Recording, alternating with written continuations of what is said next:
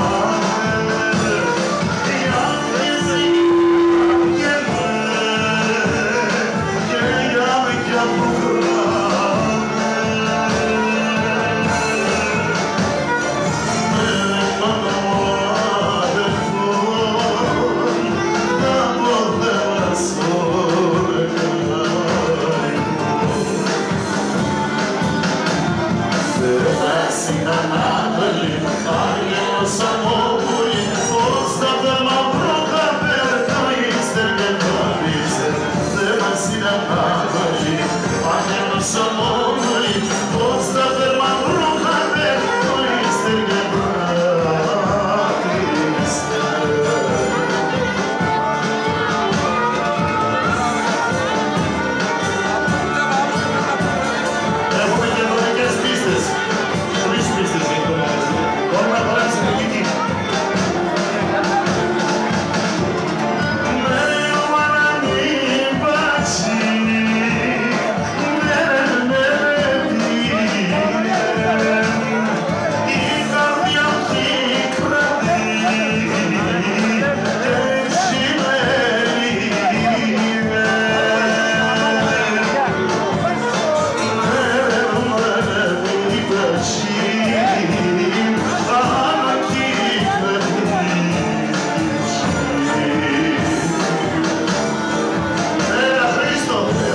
στην Ανατολή, άγγελος αμόγωρη, πώς θα θέλμα προχαπέρ, το ύστερ και το πίστερ, θέλα στην Ανατολή, άγγελος αμόγωρη, πώς θα θέλμα προχαπέρ, το ύστερ και